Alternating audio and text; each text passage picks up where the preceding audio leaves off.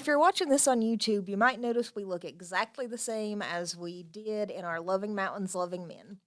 That's because we're shooting this promo introducing you to our second season, Horror. I've always been a horror fan, 3 years old, getting a Chucky doll. Hmm. Very formative memories of watching Scream when I was little. So was Chucky scary to you when you were a kid? Oh, yeah, absolutely. Once I Okay. got the doll, I put it in my closet and I wouldn't go in there. Okay. My mom had to get rid of it, but I wanted it. Uh-huh. Okay.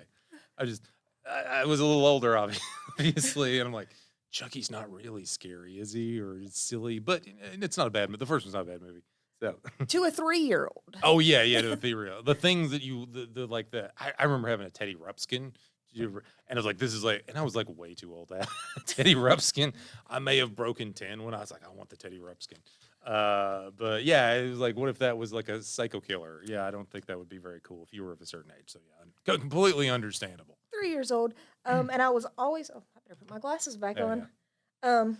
I was also always asking everyone around me, tell me a ghost story, tell me a scary story. And that love is just something that never left me. I have a Halloween tattoo. I got my master's degree writing about zombie movies, hmm which have always been a classic. So I really feel like doing a season about horror is just me returning home, funny enough, after our Appalachian series. hmm But horror is where I really find that peace and that understanding. Yeah, I certainly growing up and now I watched a fair amount of horror. I wouldn't say it was my favorite, like in talking about in terms of like film genres, because I also teach film. And I've done like I've read like maybe like the stand like I've read some I can remember like in high school reading Edgar Allan Poe stories or there kind of things like that. But really I would and I always love zombie movies. I always love certain kinds of horror movies, zombie movies, things that never a big fan of slasher films. Uh, but there's some classics, but I'm kind of like, but we everybody has different tastes when it comes to horror. And one of the things I'm getting around to the literature part part of this um, is one of the things I noticed was as a teacher teaching in particularly film classes, students love horror. They need their horror. And I think horror it cinematically is it this real kind of golden age. There's a lot of fantastic horror films out. And I think and I one of the things I was interested I read Grady Hendrickson's just on a whim, I read his Paperbacks from Hell book, and it is a kind of accounting of the history of these kind of lowbrow pulp paperback novels that had come out in the 70s and the 80s and into the 90s. So just, these wonderful book covers of like original art. I've been watching videos. This is what I do with my life, watching videos about how book covers suck for horror novels now. And they're like, oh look, there's a monster. There's some guy's face getting melted, and there's all this like, oh, it's a swing or something.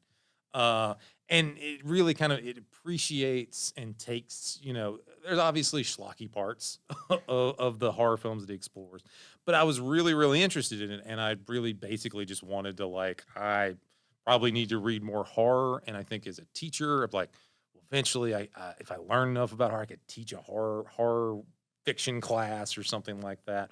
But I'm coming at this. I'm not with the deep in your soul, deep in your rotten soul experience. Not that your soul is rotten, but that deep down experience of and love of horror. But I'm open to horror. In terms of it as fiction as prose to read. So For sure. And I think the one thing about horror is that so many people try to pigeonhole it, hmm and it just can't be. Like, horror is as diverse as movie directors, movie creators. There's something for everybody, especially if we're going to go broad horror and we're going to say, like, thriller. hmm Is that a version of horror? yeah. Um, do you like body horror?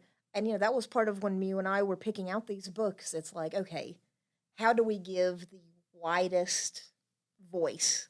How do we make sure that we're covering a lot? And I think that we've worked really hard to do that. We have some very popular books, some books that are getting ready to come out. We're going to be discussing. Um, is there one that you're specifically excited for? Well, the one Well, and I was generally like, I'm pretty much open to the what I wanted was James Herbert's The Rats. That was the one. I've always been interested in animals, animal horror. There obviously is like there's like Cujo, like the one animal that's turned into a monster. But then also like what if a bunch of animals turn into monsters? Like rats or rabbits, the Night of the Night of the Lepus. Or ants, which where I live with my wife. We just are inundated with ants everywhere. We're spraying, and then I'm just at some point they're going to be really big, and then we're going to be overmatched, and we're going to have to escape with the cats, because there's going to be so many, and hopefully none of us will die when the super ants come to attack us. But yeah, and I think there's this inherent kind of environmental message in a lot of these kind of when animals attack kind of thing. So that's the one I'm wanting. That's the one I'm looking forward to, and it's one of the shorter ones. That is definitely a thing with horror, is that it can be a quick story, 2 sentence horror story, or it can be a 5, 6, 700 page massive undertaking. Yeah. Um, so I'm really excited. If I'm going to go ahead and I'm going to tell them a little bit about the books we're going to All be right, going let's over. do it. So we have a vampire book called Bless Your Heart by Lindy Ryan. We'll be doing The Rats by James Herbert. Man-Made Monsters by Andrea Rogers. The Pecan Children by Quinn Connor. The Shining by Stephen King. The Silent Lamb by Graham Joyce. The Reformatory by Tananan Reeve Dew. Underground by Haruki Murakami. The Z Word by Lindsay King Miller. And The Haunting of Hill House by Shirley Jackson. If any of these seem of interest to you, we hope you grab the book and read along with us while we're talking. Is there any one that you were particularly interested in? Um, I've been trying to read The Shining for years now. I'm really excited now. I have to get through it. We're for you have a reading buddy now to read through and talk about it. It's So. true.